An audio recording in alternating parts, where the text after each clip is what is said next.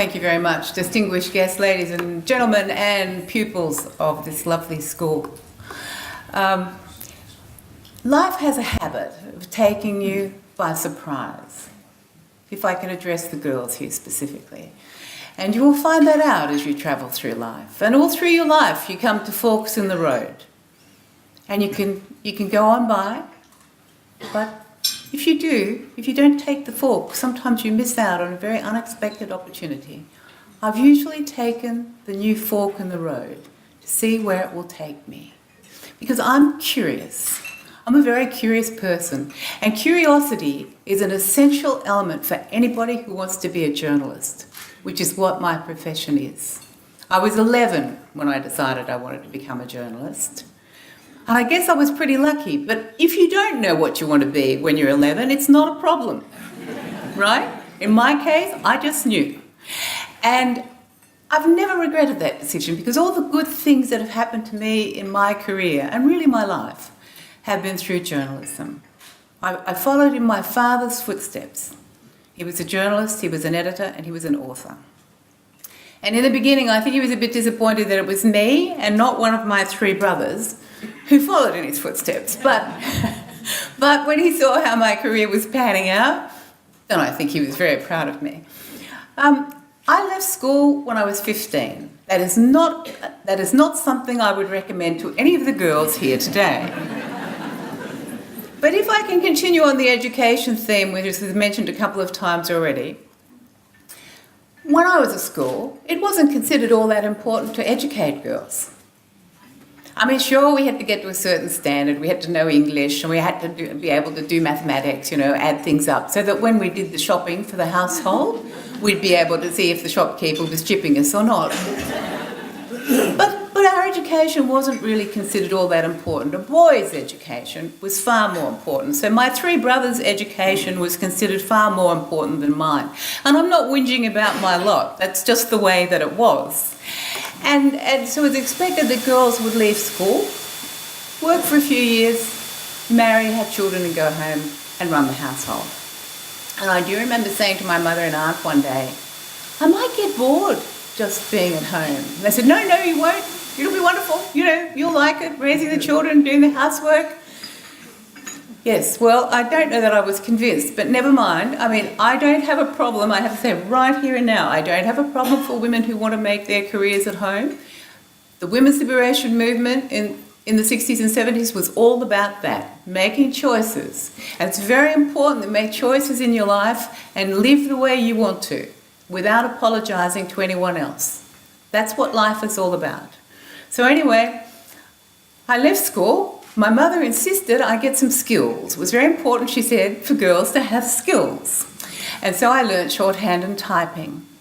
And I started work as a copy girl on the Australian Women's Weekly. A copy girl is a messenger.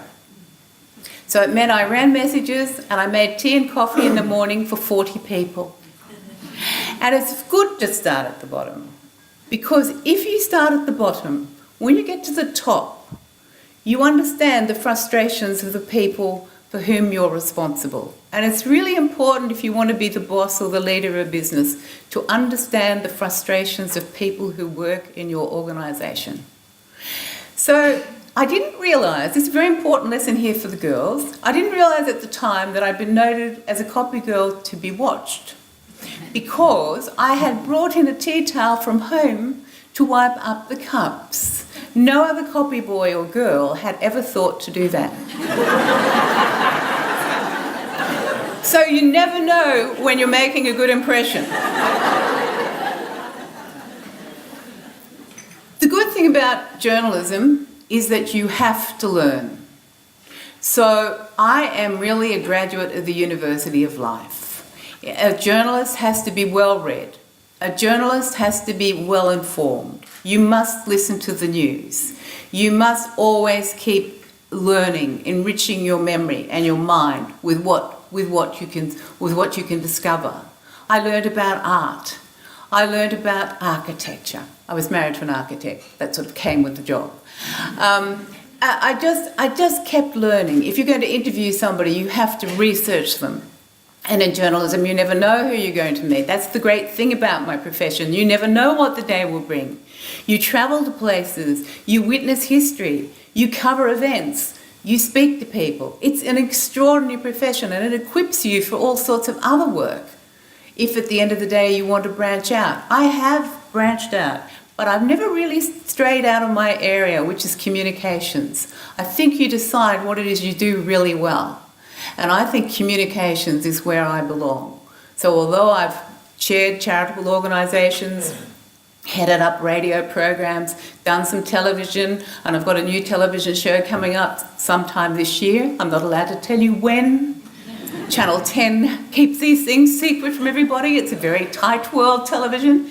You know, it's still in this one area of my life that I've loved so much. Now, I do love my work. And if I can address the girls once again, it's very important to love what you do. Because really, and you won't believe me, but there will be a time in your life when you will, our time on earth is very short, really, in the scheme of things. So you have to make the most of every moment, of every opportunity. So opportunities come along, and sometimes we think, oh, maybe I can't do that. Maybe I won't do it. You've got to have a belief in yourself. I've often volunteered for jobs.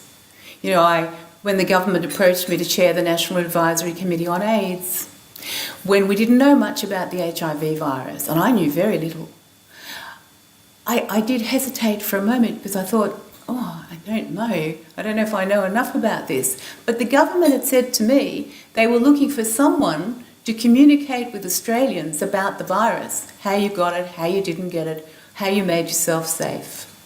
And they felt that I was a person people trusted.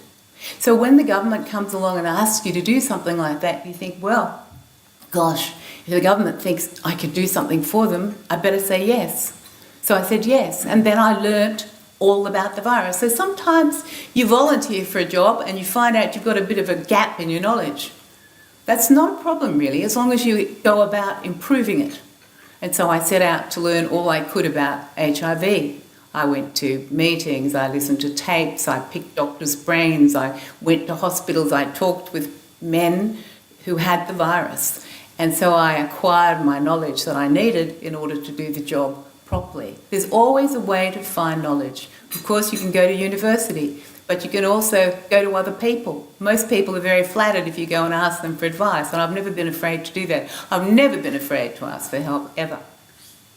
From doing my training, from being a copy girl, doing my training, going on to creating Clio magazine, which was a fantastic opportunity. And again, when Sir Frank Packer, the boss of the company I was working for, called me down and said, you know, we think you might be able to do this new magazine for us. What do you think? He was pretty blunt and direct. And I said, well, yes, Sir Frank. And then I went outside and thought, oh gosh, I don't know if I can do this. You know, I mean, do I know enough about it? And I didn't know enough about colour production, how we put the magazines together with colour. So I went down to a subsidiary company and picked the brains of somebody down there and learnt all I had to know. And so on it went. And that's the way it's always been. And I didn't really have any grand ambitions when I set off on my career, because I didn't envisage that I would become the woman that I am. Bearing in mind I was brought up in an era where women didn't have careers. So I never really thought all this lay ahead of me. And I think I loved writing, I loved being a journalist, but I think the first time, or the most important time when the light bulb went off was when I had married when I was 21.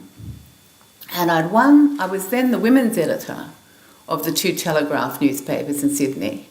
I was about 26. And I'd won the rival newspaper, the Sydney Morning Herald, rival newspaper's fashion contest at the races, where they were looking for the best dressed woman racegoer. It's too long a story to go into the short time I've got here, but let me put it like this. The opposition newspaper was not happy, and my boss, Sir Frank Packer, was delirious with joy. So delirious with joy that he ordered that a picture of me should be taken to go into the paper the following morning, because I wore a pretty snappy outfit, navy blue and white ensemble, white Bobby's helmet, white gloves, that sort of thing. And the next morning, the Telegraph ran a full-page picture of me on page 3 with a heading that said, that I'm told Sir Frank wrote, "Right filly, wrong stable."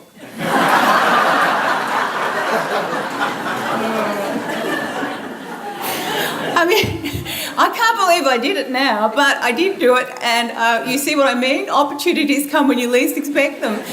And as a result of that, among other prizes, I got 2 tickets to go to Canada, and then my husband and I decided we'd go on to England, where we both wanted to get jobs.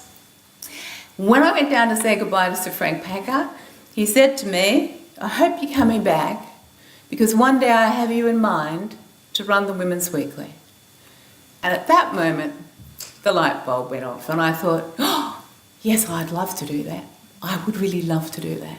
That was my goal, because it was then the top job for a woman journalist in Australia. It was then a weekly magazine selling about 850,000 copies every week, going into 1 in 4 homes in this country. And so everything I did from that moment on was to achieve the goal of editing the Women's Weekly. And by the time I was 33, I got the job. So it's important to have goals. People often talk about having goals, but they don't write them down. They keep them in their head. Sometimes it's good to write them down. You can always adjust them, but you've got to have a plan. I think you need a plan for life. Doesn't matter if you change it, but just some objectives of where you're going. And as I said, everything I did from that moment on. And then, things just kept happening. And that's the way it goes. I was very happy running the Australian Women's Weekly. I loved it, in fact. And then Rupert Murdoch rang up out of the blue and asked me if I'd like to have lunch with him. And then he then offered me the job of becoming editor-in-chief of the Daily and Sunday Telegraphs, the 2 newspapers on which I'd done my training. And you think, wow, run the newspapers on which I did my training. That would be fantastic. And so I accepted the job. Now, along the way, I've had some terrific opportunities. I've covered the wedding of Prince Charles and Lady Diana, as she was then, for the 10 network. And then 30 years later, I went back and covered the wedding of Prince William and Kate Middleton. And you can't believe your good fortune. You think, gosh, 2 royal weddings, 2 royal heirs. But again, the phone calls just came out of the blue. Would I go over there? Could I make it? The Channel 9 one to do William and Kate, the bloke just rang and said, "Oh, hi, Alex Needs here from A Current Affair." "Oh, g'day, Alex," I said. And he said, "Just wondering if you could be in London in April." I said, "London in April?" Yeah, he said, "To cover the wedding of Prince William and Kate." "Not a problem," I said, "I can be there." I can make it. And the British do these things really well. But there's the pomp and the circumstance and the ceremony. And the thing about William and Kate's wedding was the security. I remember I was right outside Westminster Abbey. And I remember looking up at the buildings all around us, and wherever you could see, there were sharpshooters. We were so safe. I tell you, nothing could have happened to us down on the ground. But it reminds you of the world we live in. I think it's very important to put back into the community. Akram talked about this, and it's something I believe in as well. My mother had me and my brothers out selling buttons for Legacy, manning fate stores for the Cerebral Palsy Association, collecting coins for charities when I was a teenager. And this has been instilled in me from childhood, and it's something I've done all my life. I've worked for causes related to children. I've worked for millions of women's causes, of course. And more recently, my interests have been in the health area, and in particular in Alzheimer's disease and other dementias. And when I became Australian of the Year, which is something I have to tell you, you never imagine happening to you. You never imagine it. And when you think about it, and publicly you say it is a great honour, but it is a great honour. It truly is a great honour. And you are so conscious of the many distinguished Australians in whose footsteps you follow. But what it gives you, of course, is a wider platform to talk about issues that most concern you. And it does concern me, Australia's dementia epidemic. And it does concern me, the lack of inadequate care in not all, but too many, of our nursing homes, where older people, and in particular people with dementia, are not receiving the right kind of care. And today I'm speaking at the Edith Cowan University to Alzheimer's researchers and other people at the university, and I will be launching what we call Alzheimer's Australia's Fighting Dementia election document, which outlines some of the things we think politicians of all political persuasions should be addressing as we continue to tackle Australia's dementia epidemic. It's a good thing to have outside interests because it allows you to grow as a person, and it makes you realise that whatever problems you think you have, they're really minimal. There are other people who have really big problems and who sometimes, because of all sorts of circumstances, are not able to get the right kind of help or not able to raise their voice in the way that I can, because I am Australian of the Year. And so that is something I will be continuing to doing for the remainder of the year. I don't know what other chapters are left for me to write in my life, but I know there are others. And, that's the way I look at it. I guess because I'm an author, and, you tend to look on life as chapters. Not everything I've done in my life has worked out. I did start a publishing company, and during the recession we had to have in the 90s, it just about killed me. It just about killed me. I mean, big business was struggling, but small business was absolutely crawling along.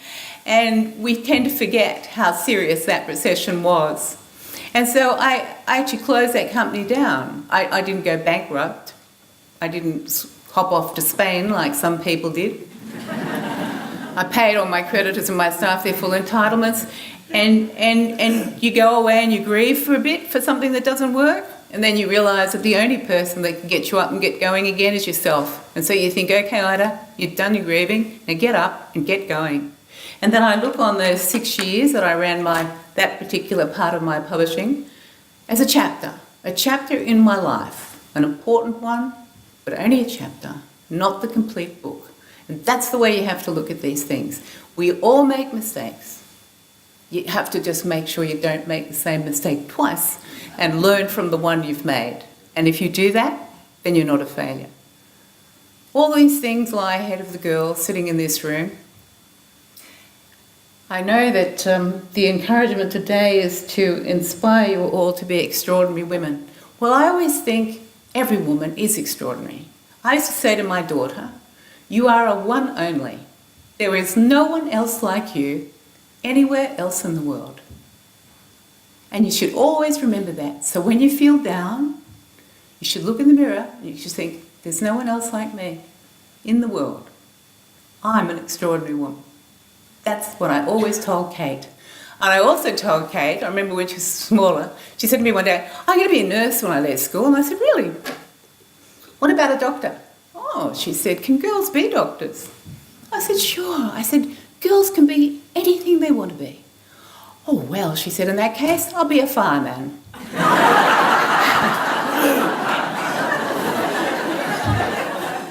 And that's the way it is. Now, girls, you will meet obstacles. I wish I could say you wouldn't, but you will.